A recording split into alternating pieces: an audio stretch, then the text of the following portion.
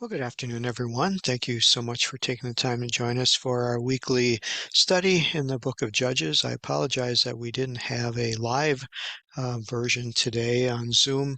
I had a medical appointment to go to with a relative, and so I was unable to send out the notifications for the class. But I wanted to do a study anyway and kind of keep everybody connected. I know there's many of you who look forward to this every week, and we have new people joining us, and so I didn't want to disappoint them.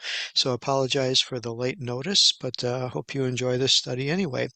So as you can see, as we're sharing the screen here, we're in Judges chapter 14, and we left off with verse 10 last week. And this is the story of Samson, one of the major characters in the book of Judges, and has just a fascinating story that we are just, I'm thrilled as I go through this. And so we're taking it bit by bit. And so Samson, as we know, will possess great strength. We don't see that only on a little bit of display, where last week he caught this lion and tore it in half, right through the middle. And so that's where we pick up today. So verse 11, remember, he was getting married to this Philistine woman who mom and dad didn't approve of, but they were going along anyway with the situation. And verse 11 picks up where it says, "It came to pass when they saw him," this is the Philistines that are there, they brought 30 companions to be with him.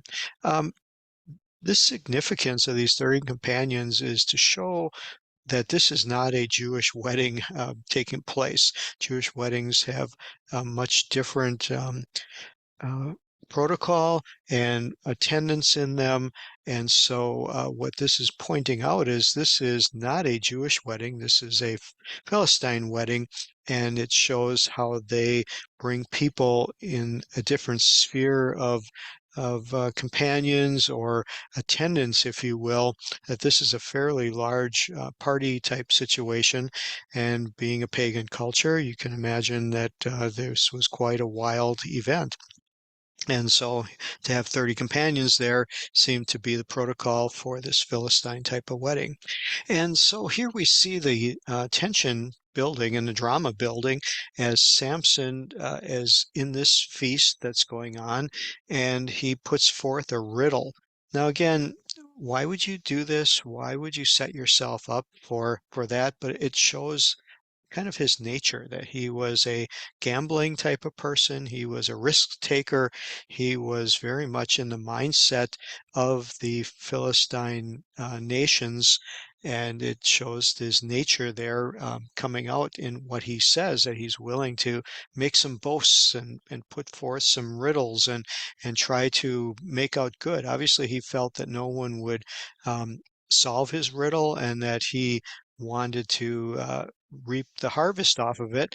Noticing in verse 12 what the reward was. It seems very strange to us. It's not, you're not asking for money, you're not asking for, a new car or a horse or a chariot. He wants 30 sheets and 30 changes of garments. Again, the Hebrew in here and the Jewish commentators point out that clothing was a very expensive commodity back in those days, and most people did not own more than maybe one or two changes of clothes. And the Hebrew words give an understanding that these were very expensive garments. They were not garments for working out in the field or taking care of the animals. These were garments for going to a festive occasion, and so they were higher priced, more expensive garments that the common people did not really own. And so the sheets and garments, there's not a lot of well understanding as to where some of these undergarments, where the sheets may be undergarments, and the other garments were the garments that went over them. We really don't know for sure. But this was a challenge, so it was something that would have been, you know, getting very expensive suits, similar to maybe today, saying, "Oh, I want a Neiman Marcus or a Brooks tailor suit, that costs thousands of dollars each. And so this is quite a challenge. And verse 13, but if you can't declare it, he said, you got to give me the same amount. And of course, these people were very high risked, very much in with the life of the party and taking dares. And they said, sure, we'll accept the challenge. They figured they could solve anything. Again, this is really strange because when you put forth a riddle, the person who puts it forth is not going to pick something that's very easy to decipher. He's going to do it to his advantage. I mean, a smart person wouldn't even engage in something like this because the risks are too high and the cost is too great.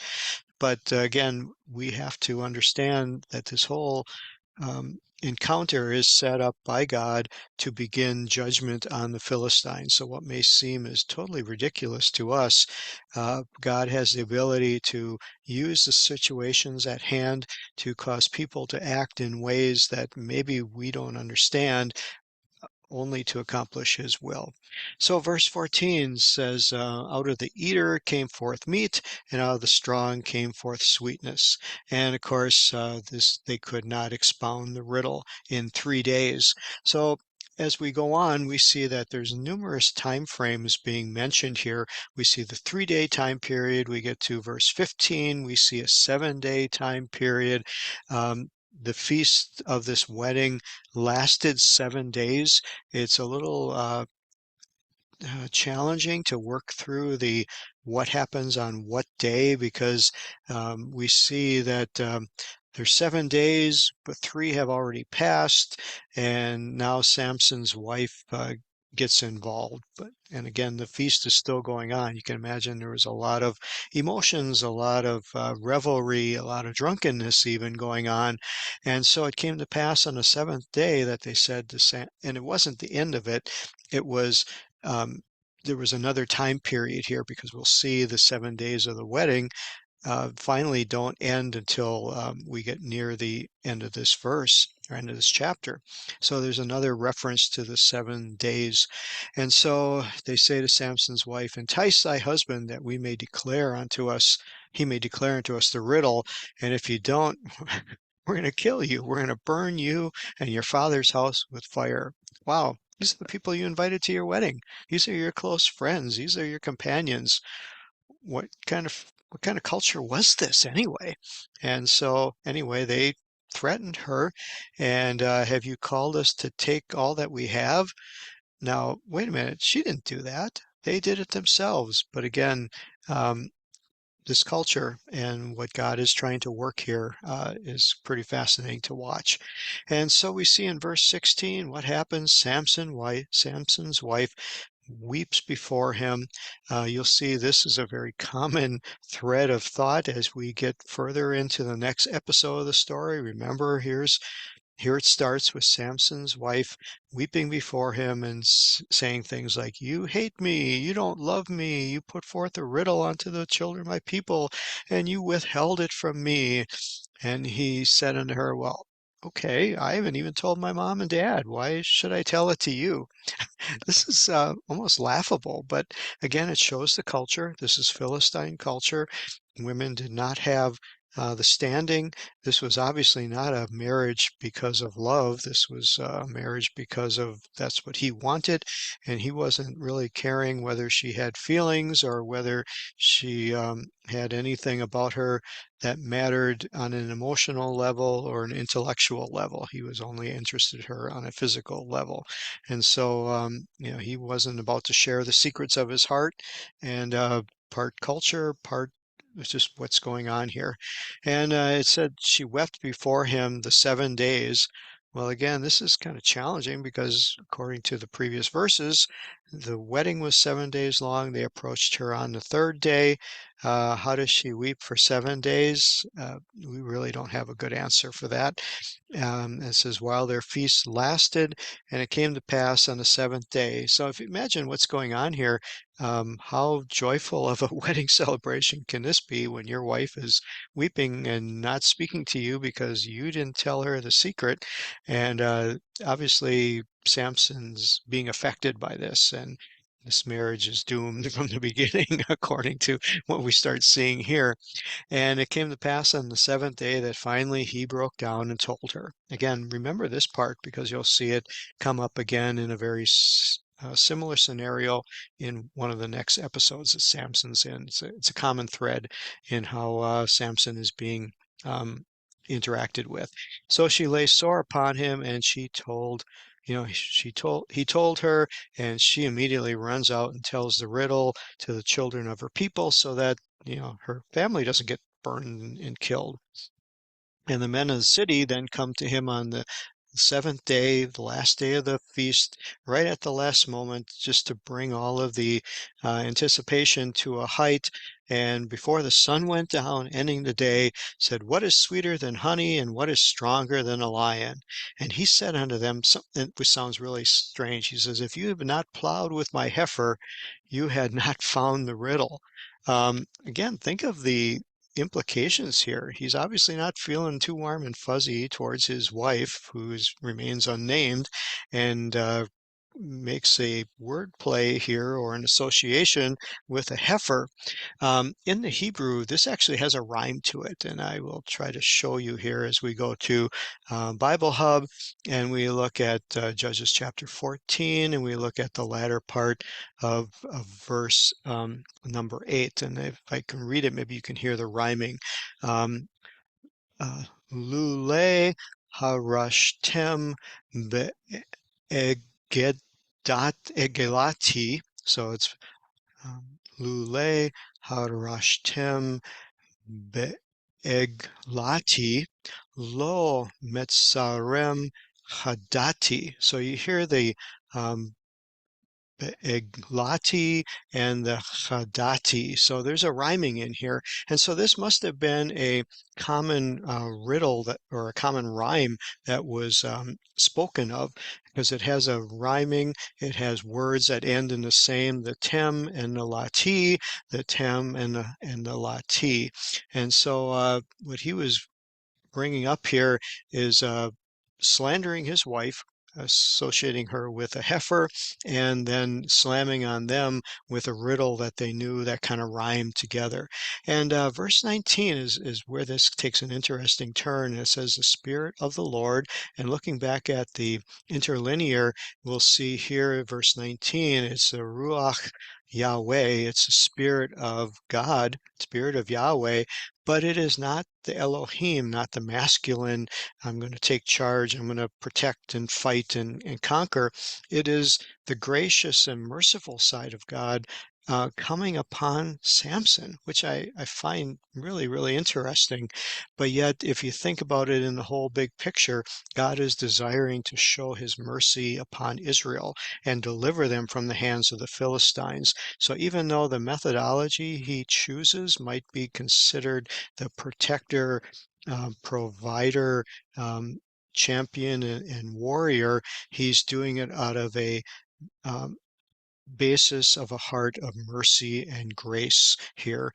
And so that's why I believe we see that association, that's the type of spirit that came upon Samson. It says he went down to Eshkelon and slew 30 of their men who he took their garments and gave them to the guys who were involved with the riddle.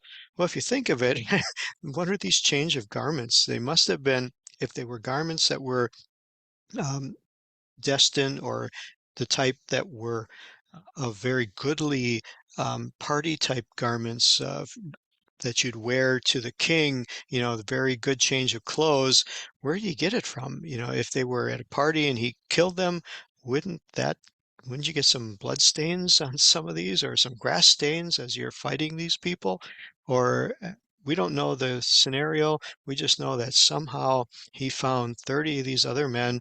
Um, they had garments that were of this high quality that he was looking for, and he was able to get them from them as he killed them. And obviously, these people in Ashkelon had family, had friends. They probably weren't too happy about what Samson did. Uh, this is all setting a stage for the Philistines and interacting with Samson and the judgments of the Lord coming upon them.